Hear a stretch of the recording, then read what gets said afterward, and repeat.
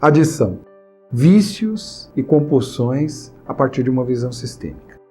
Bem, antes de começar a falar sobre esse tema em específico, porque nós vamos falar um pouquinho sobre a questão do álcool na vida das pessoas, porque ele está presente, de onde ele vem, tudo a partir de uma visão sistêmica. A gente vai falar um pouco das drogas e a gente vai falar de outras compulsões também. Mas para falar de tudo isso, eu acho que antes é necessário que se faça um alerta. Esse alerta que eu vou te fazer agora é um alerta que constantemente eu faço dentro dos meus grupos de estudo e faço para as pessoas com as quais eu convivo, mas acima de tudo para os meus alunos dentro das minhas formações. Eu sempre digo que as constelações elas não podem ser vistas como um instrumento de diagnóstico. Elas nem cobrem e nem substituem a medicina. Mas obviamente que a gente consegue enxergar e perceber determinados processos que estão envolvidos na vida das pessoas a partir dessa visão sistêmica e muito a partir da experiência do próprio Bert Hellinger. Ao longo de todos esses anos, o Bert Hellinger veio documentando uma série de experiências com adictos, de uma forma geral, falando do alcoolismo, falando das drogas, falando das compulsividades, de uma forma geral ele vem fazendo isso. Então nós podemos partir daí, dos estudos dele e das observações que ele fez, e colocar aqui talvez algo para colaborar para uma reflexão, sempre para uma reflexão, e não algo que esteja ligado a um determinismo, que nos diga, então isto é por isso é por isso. Eu vejo muito isso acontecer em outros vídeos, eu vejo isso muito acontecer com outras pessoas que vão falar sobre um determinado tema e vão falar de uma forma muito restrita, como se aquilo fosse o único caminho a ser seguido. Antes de falar dessa visão sistêmica, é necessário que a gente veja também que muitos estudiosos eles apontam um fator hereditário como um ponto de partida para a adição de uma forma geral, que existe um fator hereditário. Só que é aqui que entra talvez uma das coisas mais belas da visão sistêmica. Essa visão sistêmica, que vem a partir do trabalho sistêmico, ela nos oferece a possibilidade de perceber que muitas coisas que são hereditárias, elas podem ou não acontecer. Elas podem ou não atuar. E elas vão atuar muitas vezes em função de determinados elementos que vão acontecer na vida dessa pessoa, de determinados elementos, de determinados eventos que virão acontecer na vida dessa pessoa, que podem disparar algo que já estava lá latente, algo que ela traz já de forma latente dentro da história dela, dentro da família dela. Eu posso te dizer de algo que eu vivo em relação a isso e sempre foi um cuidado muito grande que eu tomei. Eu venho de uma família de adictos, tanto minha mãe quanto meu pai. Meu pai e minha mãe tinham problemas seríssimos de alcoolismo, muito sérios de alcoolismo. Nós tivemos uma infância muito complicada, eu e meus irmãos, por conta disso, pelos problemas do meu pai e da minha mãe. E eu, desde muito cedo, qual foi a minha decisão? A minha decisão foi de sequer experimentar o álcool. De repente, talvez tenha sido um movimento radical de minha parte, pode ser um movimento radical de minha parte. Mas hoje, tendo estudado tudo que eu estudei, eu entendo que talvez tenha sido a melhor saída. Eu fiz um movimento de limitar algumas coisas, e hoje consigo viver muito bem em relação a tudo isso, muito embora tenha passado por todas essas coisas dentro da minha vida e tenha sentido o peso de tudo isso. Mas eu tenho uma decisão, eu tomo uma decisão com 15 anos de idade, eu tomei essa decisão. Hoje eu já tenho mais de 50 anos de idade, lá com 15 anos eu tomei uma decisão de que eu não iria experimentar o álcool. E hoje, depois de tudo que eu estudo, eu percebo que, de fato, foi uma decisão boa no seguinte sentido, de que hoje o que a gente percebe é o seguinte, nós temos fatores hereditários ligados a isso, temos fatores hereditários ligados a isso.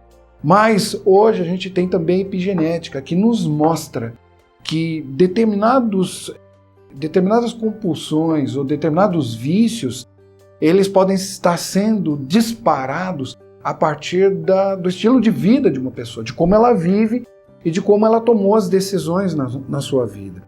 E talvez seja aí o grande papel das constelações sistêmicas e familiares, seja o de oferecer às pessoas uma possibilidade de reconhecimento de algo, de reconhecer. Por isso que eu te disse no início desse vídeo que esses elementos servem mais como um ponto de reflexão para a gente pensar o que a gente pode, o que a gente não pode fazer, ou como a gente pode atuar sobre algo.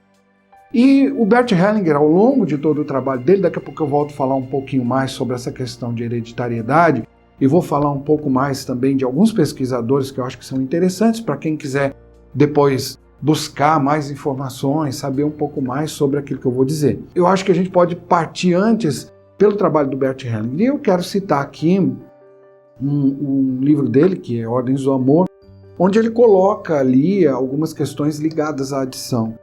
Essas questões que ele coloca ligadas à adição, elas podem ser utilizadas e relacionadas ao alcoolismo, mas elas podem ser utilizadas também, porque já foram em outros momentos, dentro de outros livros dele, como A Cura, por exemplo, foram utilizados para demonstrar outros tipos de adição ou outros tipos de compulsões. Dentro do Ordens do Amor, uma das coisas que fica clara, e dentro do trabalho sistêmico, que muitas vezes, na maioria das vezes, ele cita isso, as questões de adição ligadas ao álcool vêm exatamente pela falta do pai. Ele chega a citar um movimento onde ele diz o seguinte, olha, é como se uma pessoa dissesse, como se a mãe tivesse dito para o filho de alguma maneira. E veja que esse dito para o filho é algo interessante de ser colocado aqui. Quando a gente fala, é como se a mãe tivesse dito para o filho, parece que as pessoas ficam, mas minha mãe nunca falou isso, mas meu pai, eu nunca vi isso acontecer ali na frente do meu pai. Porque as pessoas procuram colocar as coisas de forma literal, e não é bem assim que elas funcionam. Então o que pode ter acontecido lá com essa mãe, e esse dito vem dessa maneira, através de comportamentos, às vezes uma sequência de comportamentos que demonstram essa postura da mãe. Uma postura que a mãe tinha em relação ao pai. Uma postura da mãe que impede o filho de ir em direção ao pai. Portanto, o filho ou a filha segue a mãe, de uma certa forma, e sente falta do seu pai. E sente falta do seu pai em que sentido? É como se a mãe dissesse assim, o que vem do seu pai não vale nada, tome só de mim. Então é como se esse filho faltasse algo a ele. E isso é uma das coisas que a gente vê dentro da psicologia, da terapia e de outros processos com os quais a gente trabalha e estuda, em que a gente percebe que muitas vezes uma pessoa que faz um processo de adição, ela o faz para preenchimento. Ela precisa preencher algo. E ela precisa preencher algo, exatamente algo que ela não consegue reconhecer. As constelações mostram muitas vezes que os filhos estão querendo preencher, às vezes, a falta desse pai. Uma mãe que, por inúmeros motivos, seja lá quais forem, num determinado momento, vive dentro do seu relacionamento com o seu marido aqui, há um conflito grande e faz com que uma criança, uma menina, um menino, eles entrem no meio de uma relação. E é como se a gente tivesse que tomar um partido nesse sentido. Então é como se essa criança, de alguma forma, ela não tivesse conseguido, de fato, receber aquilo que o pai poderia dar. Então essa é uma observação que ele faz. A outra observação que ele faz é que o vício, muitas vezes, ele pode vir como uma forma de espiar algo. Então imagina, e espiar algo, espiar uma culpa, espiar uma dor, é uma forma de expiação. Aí você diz, mas como assim espiar uma culpa, espiar uma dor? Por isso que eu te disse que eu vou falar de outros pesquisadores e de outros elementos que compõem o trabalho sistêmico e toda essa visão sistêmica, porque eu acho que ele vai ser interessante para você e você consegue compor algumas coisas aí nesse sentido. Então o que seria esse espiar? É como se eu tivesse que espiar uma dor dentro de mim, é como se eu dissesse assim, eu devo levar a minha vida assim, porque o vício muitas vezes vem dessa maneira, vem como uma forma onde uma pessoa ela precisa se autoflagelar, se autocastigar, e ela nem sabe por quê, mas que a leva para uma vida dura, para uma vida difícil, para um destino muito difícil. Então essa talvez seja uma outra possibilidade. Ele coloca essa possibilidade em inúmeros livros dele, coloca essa possibilidade dentro do Ordens do Amor, como eu te disse. Outra questão que aparece, essa principalmente voltada às drogas mais pesadas, muitas vezes o desejo de morrer. Uma pessoa tem inconscientemente um desejo de morrer, ela não sabe nem de onde vem esse desejo de morrer. Isso as constelações nos mostram em muitos processos com os quais a gente trabalha. A gente consegue reconhecer isso. Porque, como eu te disse, talvez esse seja um movimento mais bonito dentro das constelações. Trazer à luz, trazer à tona aquilo que está obscuro, aquilo que a gente não conseguiu enxergar ainda. Trazer à tona determinados segredos da família, trazer à tona determinadas questões que são questões familiares que até então a gente não conseguiu tomar contato. Então eu sinto e percebo muitas vezes em algumas pessoas um desejo de morrer de fato. E isso, dentro da questão das drogas, nós percebemos isso, porque a droga é um caminho que muitas vezes leva alguém a uma extinção muito mais rápida. É como se ela pudesse diminuir violentamente esse poder de vida que ela tem, essa energia com a qual ela nasceu. A gente é como uma pilha Everede, né? A gente nasceu com uma quantidade X de energia que a gente vai levar para o resto da nossa vida. Então a gente vive 70, 80, 90 anos. E nosso estilo de vida, hoje a epigenética demonstra isso, o nosso estilo de vida pode disparar tanto algo que é bom, que vai me manter e vai criar longevidade para mim, ou vai limitar a minha vida, vai diminuir o tempo de vida que eu tenho.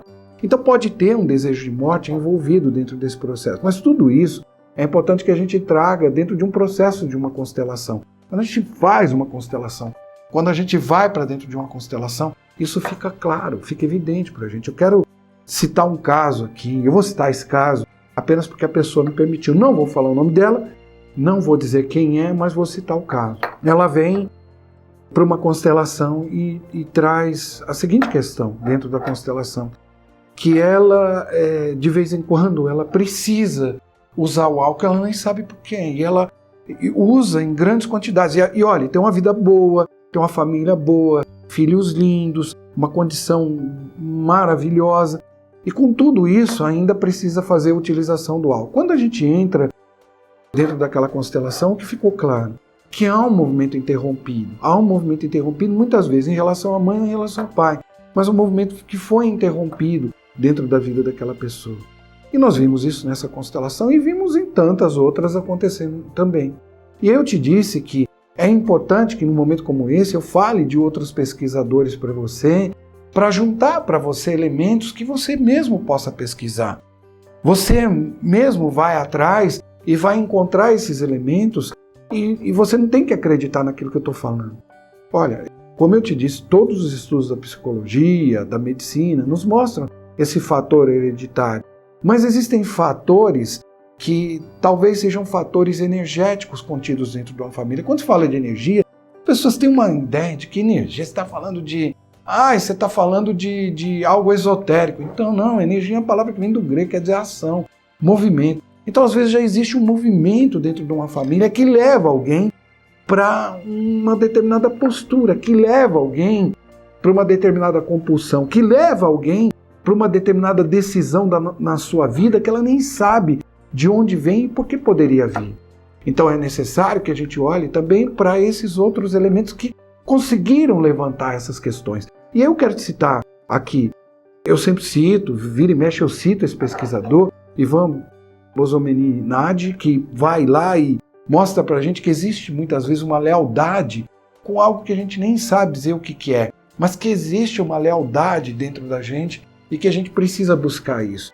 Tem outros dois pesquisadores que eu acho que são maravilhosos. Eu ainda quero te falar de algo que pode ter ocorrido, que pode acontecer dentro das famílias, que leve alguém principalmente às drogas.